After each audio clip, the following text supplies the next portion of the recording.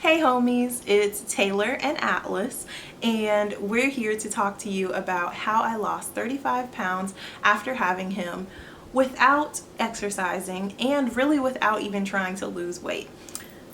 Little honey, stop. Mommy has postpartum shedding. I was not planning on holding him for this video, but I've been trying to film it all day and he's pretty fussy with his teething, so I'm just gonna end up holding him for the video. If you're a subscriber, welcome back. And if you're not subscribed yet, don't forget to click that subscribe button so that you can be one of the homies.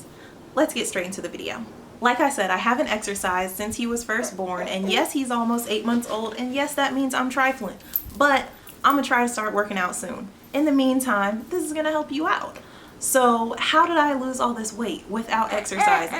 What did I do? Was it the keto diet?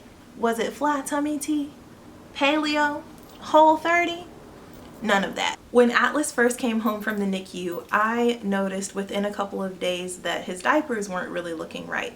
He was having a lot of mucus in his diaper and it just wasn't good. So I took him to his pediatrician as well as to a gastroenterologist and found out that he had a lot of food allergies or foods that he couldn't tolerate. And these were foods that I was eating because, in case you didn't know, I am breastfeeding. And when you're breastfeeding, foods that you eat can impact your baby. The doctor told me that he could not tolerate dairy, soy, eggs, or corn. That meant I would no longer be consuming dairy, soy, eggs, or corn. Does that sound like just 4 things? Yes. Is it just 4 things? No, definitely not. Those things are in almost everything that we eat. When you go to the store and you really start looking at food labels, you will find dairy, soy, eggs, or corn in almost everything. So at first I freaked out, but then I realized what I could and couldn't eat. And I'm gonna take you through all of those 4 categories, what I stopped eating and what I started eating instead. And that is all I've changed in order to lose this weight. I lost the first 25 pounds within 3 months. And after that, I lost an additional 10 pounds. And since then, I've just been maintaining it. Now that I've lost 35 pounds,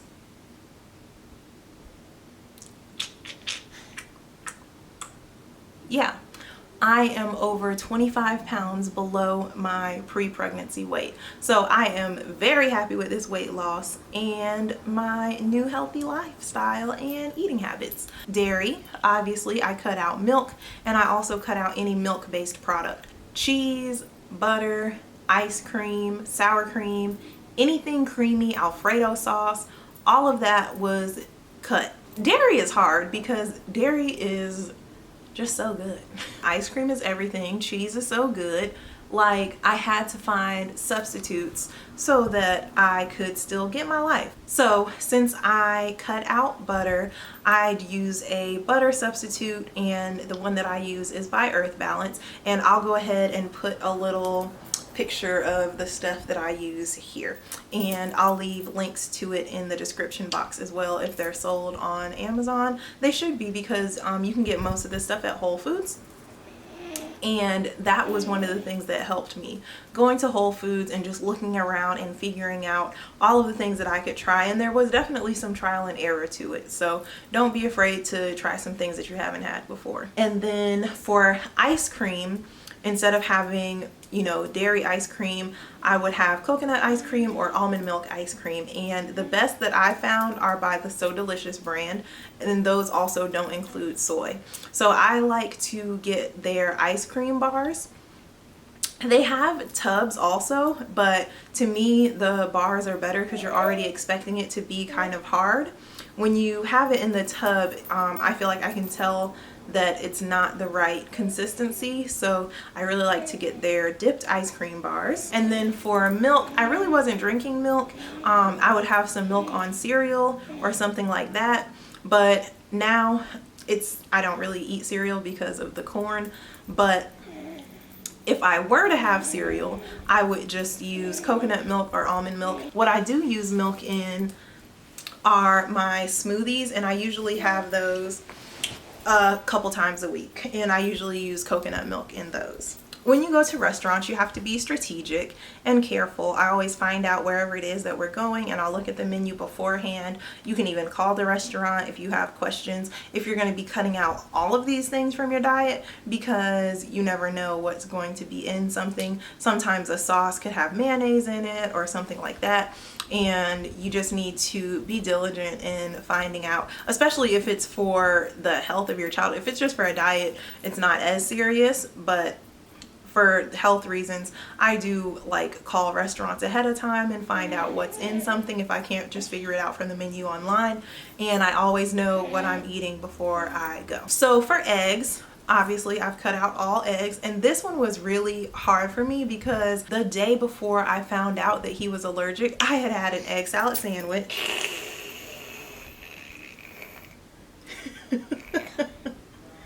What's up, Buttercup?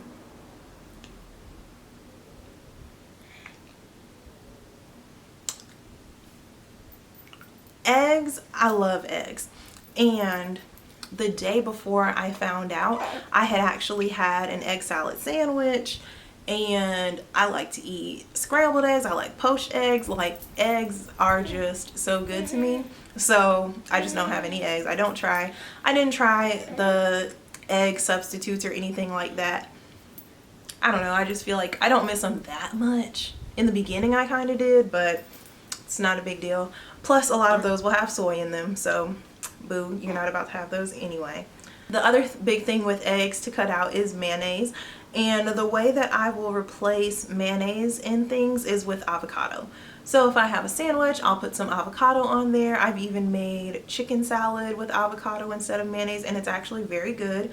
Just mash up your avocado, and then you can mix that in with the chicken and make a really good chicken salad. I also cut out dairy and eggs in all of my baked goods, so I will make sure that on my bread and everything that I'm getting, it doesn't have any dairy or eggs in it.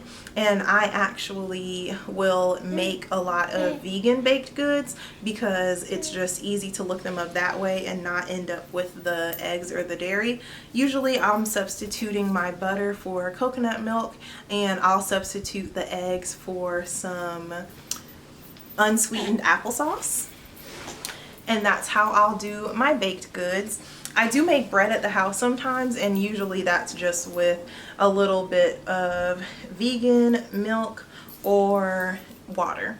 But you don't have to make bread at the house. You can definitely find breads that are vegan. Most of them are going to be fine for you to have. Now, soy. Soy is the big one, especially if you eat a lot of processed food. And obviously processed food is not something that you want to have a lot of when you're on a diet. And again, like I said, I didn't do this for the diet or trying to lose weight. It just ended up being a consequence of it, which I'm not mad about. But with soy, you have to really watch out. It's in everything, between just soybeans, soybean oil, soy lecithin.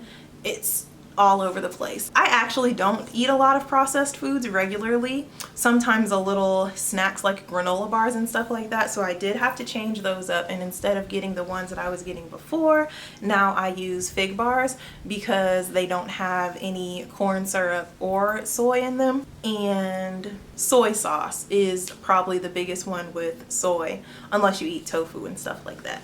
So for soy sauce, I was able to replace that with coconut aminos. My friend actually told me about those, and it has been a lifesaver. Of course, it's not exactly like soy sauce, but it's really close. I get mine from Trader Joe's. It's super cheap. I usually get like 2 or 3 bottles at a time because I really love Asian food. I haven't gone and gotten any Asian food from a restaurant or anything like that because obviously soy sauce is in pretty much everything. But you leaving?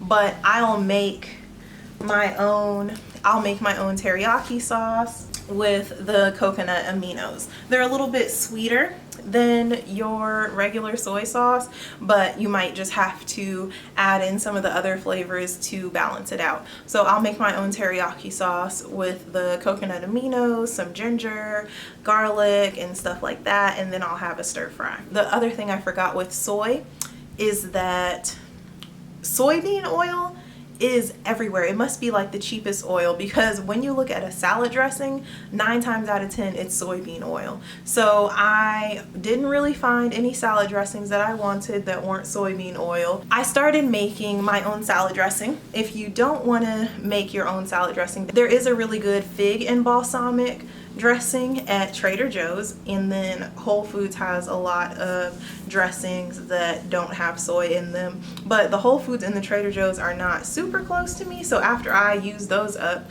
pretty quick, probably like within a week or two, I just started making my own balsamic at the house super fast whenever I have a salad. The good thing with dairy, soy, and eggs is that they are common allergens. So if you're looking at packaged foods, it's pretty easy to see when you're going to be able to get something or not. If you look at the bottom of the ingredients, it will say contains milk, eggs, soy.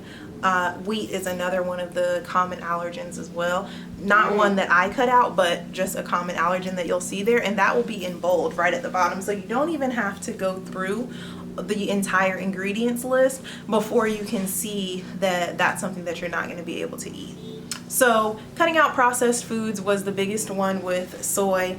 It caused me to make even more foods at home, and this way I'm making sure that I'm having more like whole foods and things like that. And that's a common diet thing anyway, just to cut out processed food. And then the last thing is corn, and I took this one super seriously as well, cutting out not only actual corn but all corn products. So corn flour, corn starch, corn syrup, I cut those all out. So cutting out corn syrup cuts out, again, a lot of processed foods, cutting out soda, cutting out lots of juices, candies, and things like that. So I didn't have any of those things, and then I would just substitute it for things that were naturally sweetened. So I'd look for things that just had regular sugar in them. That's going to be healthier anyway than things with cornstarch. And instead of buying juices or sodas or things like that, I just make tea and lemonade at home. So the foods that I've had to avoid with the allergy-free diet have definitely caused me to lose weight, and the only other thing that I've done is increase my water intake so that I can keep my milk supply up, being nice and hydrated. So I'll just make sure that I drink some water every time I pump. I'm not a water drinker. I'm really not a drinker of any drinks, even juice and lemonade. Like, they'll sit here and I don't really drink them. So I just make sure that every time I pump, I'm drinking some water, and that keeps me hydrated. If you have any questions about other food substitutions that I make or anything else that you want to know about this process, just let me know and I will be happy to answer your question. Just leave a comment below. Alright, I think we're done with this one. Thanks so much for watching. Don't forget to hit that subscribe button if you haven't yet, and I'll see you in the next one. Bye. Bye, baby. Bye, homies.